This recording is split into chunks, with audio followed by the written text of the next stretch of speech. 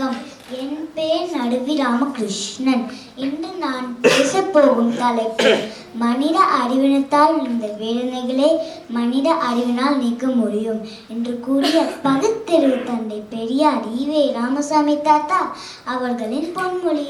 நண்பர்களே, மனிதன் சந்திக்கும் பல துன்பங்களுக்கு காரணம் வெளியில் இல்லை, அது நம்முள் இருக்கும் அறிவின்மைதான்.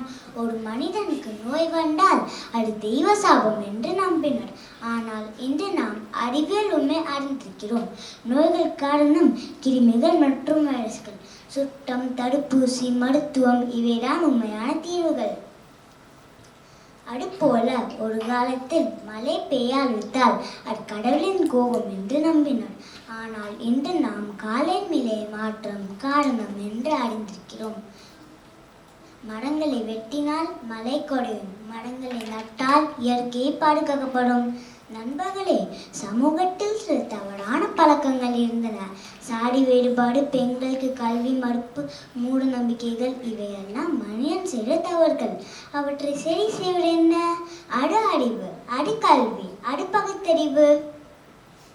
ஒரு அறையில் இருள் இருந்தால் நாம் இருளை அழித்து ஓட்ட முடியாது. ஆனால் ஒரு சிறிய விளக்கை ஏற்றினால் இருள் தானாகவே போய்விடும். அதுபோல அறிவினம் என்ற இருளை அறிவென்ற ஒளிதான் நீக்கும். எந்த ஒரு விஷயத்தையும் கண்மூடித்தனமாக நம்பாமல் ஏன், எப்படி, உண்மை என்ன என்று கேட்க கற்றுக்கொள்ள வேண்டும். அதனால் நாம் அனைவரும் கல்வியை கற்போம், நல்லதை சிந்திப்போம், மூட நம்பிக்கைகளை தவிர்ப்போம். அதுபோல மனித அறிவினத்தால் இந்த வேதனைகளை மனித அறிவினால் நீக்க முடியும். நன்றி.